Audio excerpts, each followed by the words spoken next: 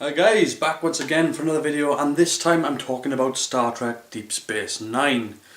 For this video though, I'm going to be talking about why I think Season 1 and 2 of Deep Space Nine doesn't work. Now, why am I doing that? Because basically what's been happening is that I've been sitting down and boning up to do a top 5 episodes of Deep Space Nine list. And so to do that, I jumped on Netflix and I've been watching it, Season 1, Episode 1, and making my way through the season. And I've got quite a bit in, but then I started thinking about why I think Season 1 and 2 of Deep Space Nine just doesn't click with a lot of fans. And why, from my perspective at least, the latter seasons of Deep Space Nine are great stuff, but the first few seasons aren't very good. But I think I've got a good idea as to what I think has gone on, and so that's what led me to making this video. So let's get straight into it and start off by talking about the characters in Season 1 and 2 of Deep Space Nine. And it occurred to me when I finished watching Season 2 that after, I think it's 44 episodes of Deep Space Nine, we actually don't know that much about the characters. Like, I was thinking about everything that I'd learnt about all the lead characters of the show, and then thought, do you know, if somebody were to ask me to name 5 things Season 1 and 2 have taught me about Benjamin Sisko, I'd be really hard pressed to come up with 5 definitive character traits of the leading actor, of the lead character of the show. I mean, I can tell you, look, he likes baseball because he's got a baseball on his desk. He was at the Battle of Wolf 359 because I saw that, and he's got a son. So his wife's dead, so that's a few things. And he worked in a restaurant when he was a kid. I don't really know that much about Benjamin Sisko's history other than that. But as for a character trait, then we're talking, he's a strong, determined individual. He's a bit abrasive. There we go. So, but it's a real struggle to sort of come up with, what we've learnt about these characters after 44 episodes. The most you know about any character from Season 1 and 2 is Quark. And you know a bit about Major Kira. You know, she was in the Bajoran Resistance. And she's really into sleeping with people in power. I mean, really, it is a struggle to come up with what we know about the characters from Season 1 and 2. And then it started me off down this whole line of thought as to what's going on, why that is. And it seemed to me that what was happening with Deep Space Nine was that they were doing these set-piece stories, and then they were getting the characters to interact in the story. They weren't bringing the character into the story and then centering the story around that individual. They were doing it the other way around. They were doing it from a completely opposite end. And another problem that they had with Season 1 and 2 of Deep Space Nine was that, oh my god, was it boring. Like, properly boring. Like painting a wall and watching it dry. That's a roller coaster ride by comparison. And I think what went wrong there was the fact that they decided, instead of showing us the scenario, that they would actually just tell us the scenario. And it was really difficult for us to grasp. For example, there would be these major problems with the disbandment of the occupation of Bajor, and how there were growing dissidents and factions, and the first government of Bajor was having problems, but we never saw it. Like, they just didn't show it to us. The average episode of Deep Space Nine went something like, Commander, there's a problem on Bajor.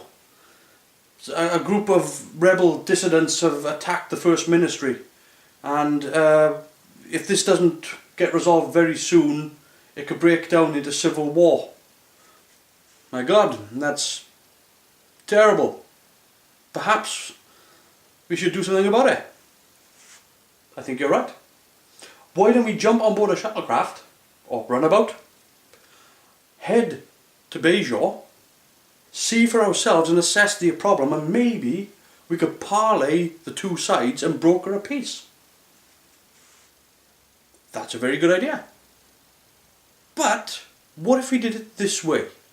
What if we brought the ministry and the dissidents here, so they're on neutral ground, and we could broker the peace here instead? And that way, not only are we remaining neutral to the situation, but we're taking advantage of the expensive sets the production team have built for us. And really, that is the problem. Now, I want to dispel a myth about Season 1 and 2 of Deep Space Nine, because yes, they were bringing a lot of people on board Deep Space Nine, and there's this idea, and I've used this argument myself, right? So I know the argument is out there, because I have used this myself, that what Deep Space Nine was trying to do was change premise. That the Enterprise was a ship that was going off and seeking out new life and new civilizations, but on Deep Space Nine everybody was coming to them, and therefore it was a different concept for the show. Like I said, I've used that argument myself, but I realised I was wrong. And the reason why I'm wrong is because when I was watching Star Trek The Next Generation, I realised that actually people were coming on board the Enterprise all the time. Like every week they beam up a new character, so people were coming on board the Enterprise just as much as the Enterprise was going elsewhere.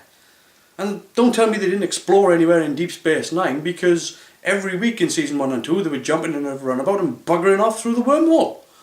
So really the premise is exactly the same. You've got a crew on one and you've got a crew on the other. You've got problems dealing with one and problems dealing with the other. It's just the fact that the execution was just done so differently. And we got a lot more exposition from Deep Space Nine and a lot more action from The Next Generation. And that really does lead into several other problems with Deep Space Nine. But I'm going to give you an example of just how bad some of the Season 1 and 2 writing could be. In Season 2 of Deep Space Nine there's an episode called Tribunal, where Miles O'Brien is put on trial for a crime.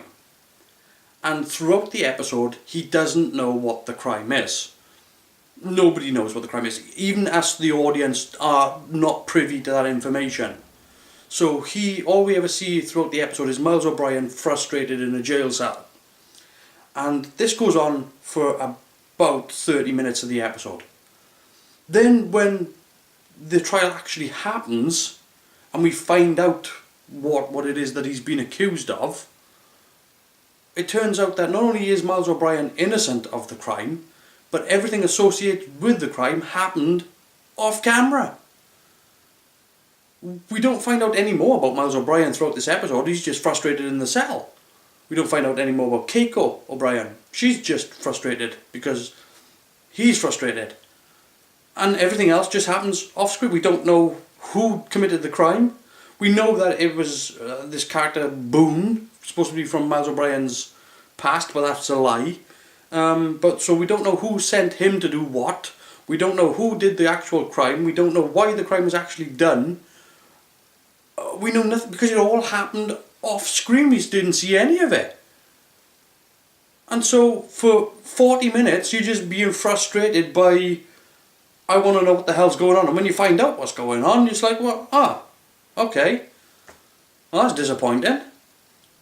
And it's pretty much just the fact that there's not enough teeth in that episode to make you care. Yeah, you don't want to see Miles O'Brien face the death penalty, but at the same time, you're not told enough or shown enough to really get on board with what's happening. There's also another episode in Deep Space Nine, and this is probably a good idea, a good comparison then, between when it was done right and when it was done wrong. And that is, there's an episode of Deep Space Nine where Major Kira is sent to evacuate an old man off his farm. You probably remember the episode, right? This old man who's got a farm and he's building a kiln. Remember that one? So she goes down and this guy's a stubborn guy and he's refusing to leave, and she ends up staying there for like a couple of days or whatever until she's told, look, do your damn job. And it's a really bleh episode. It's pretty bad. I'm sorry if you like that episode, I really am, but it's pretty bad. Because I've got a really good comparison to that episode, and it's an episode from The Next Generation called Ensigns of Command, where Data is sent to a colony because the colony is going to be destroyed. It's pretty much the same sort of premise, except Data goes to the colony, he's there trying to explain to everybody, look, aliens are coming, they own this planet, I know you've been here for a long, long time, I know you've been here for generations, but if you don't get your ass off this rock, they're going to wipe you out. And the colonists are like, well, we'll fight. And Data's like, on you, pal, because you're not going to win.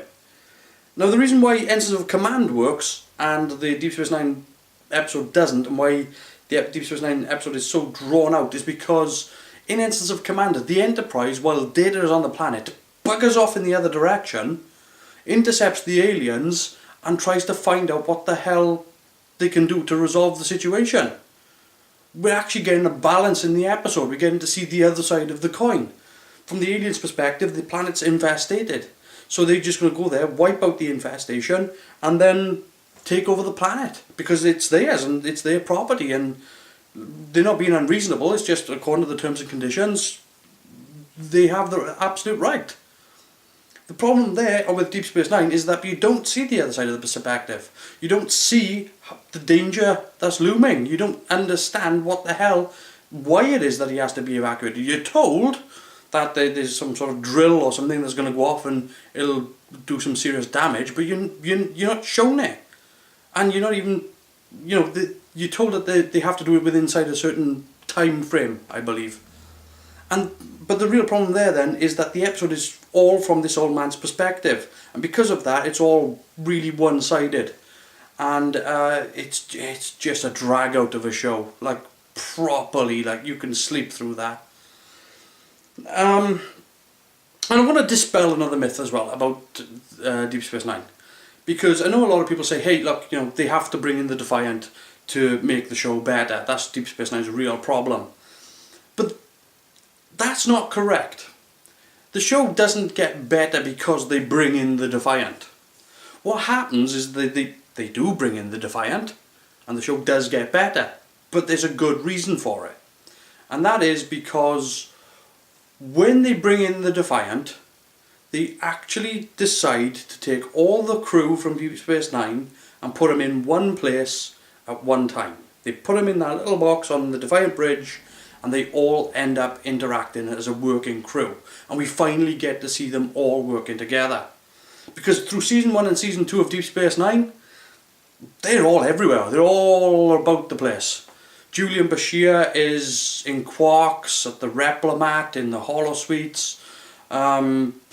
Miles O'Brien is always up a pylon number 3, though we never see that, because they tell us it, but they don't show us it. That's the big problem with Season 1 and 2 of Deep Space Nine. You hardly ever see Julian Bashir in the infirmary. We don't spend enough time with the crew in ops. Odo is always in his jail. Now you might be turning around and saying to yourself, well, wait a minute now. Geordie's always in engineering, Crusher's always in sick bay, and the rest are normally on the bridge. That's very true. But you can name where they're going to be. You can say, well, Geordie's in engineering, Crusher's in sick bay, everybody else is on the bridge. But with Deep Space Nine, they could be anywhere on that station. Absolutely anywhere. Now, it's a good idea to sort of stretch out and have different characters in different places and not be in the same place too often. But here comes the real problem with the show. If I was to tell you to get a piece of paper and say, hey, do me a favour, get a pen, get a piece of paper, and draw me a picture of the Enterprise D bridge. Do it from the perspective of looking back from the main view screen to the back of the bridge. Now I bet that you could get that paper and draw a turbo lift this side, turbo lift that side, ready room, corner ops, 3 chairs, horseshoe, back of the bridge, turbo lift, doorway to the lounge. No problem. Now if I told you to get another piece of paper and draw me ops from Deep Space Nine, I'd be willing to bet many of you are going, shit.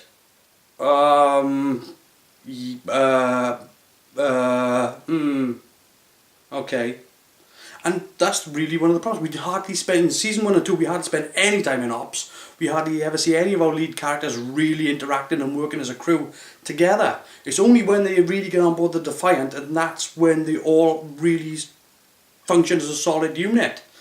It's not because they've brought in the Defiant, it's because they've actually changed the circumstances of where these characters interact. And I'm gonna leave that there. I think I've said enough about season 1 and 2 of Deep Space Nine. It's a very exposition heavy show for season 1 and 2. We don't really get to understand the circumstances of all the disasters that they talk about. They normally have somebody walk through the big cog and walk in and say, you know, I'm fighting for my people, you know, and I represent thousands and thousands of people. And we as an audience are going, I don't care. For all I know, you're fighting for 6 people, 5, 6 people. Yeah, I can count. And for all I know, I'm gonna have to take your word for it that these are good people. For all I know, they could all be twisted evil bastards. I don't know, because I haven't seen them, because I don't know them. It's really difficult to grasp. And yeah, I wish Deep Space Nine had spent more time showing the occupation of Bajor was separating away, showing how these dissidents and the Vidics and how these people were interacting with the First Ministry and how it was all recovering from a horrible scenario. I wish we had seen it more, because then I think we could have all got much more involved with the characters. Now, that being said, Season 3 to Season 7 of Deep Space Nine is a totally different story, and I'm going to do my top 5 episodes of Deep Space Nine very, very soon, and I'm going to show you, I bet, most of the episodes, if not all of the episodes on my top 5 list are going to come from the latter seasons. Deep Space Nine overall is a great show, but it took a long time to find its feet. Anyway, let me know what you think in the comments down below of what I said about Season 1 and 2 of Deep Space Nine.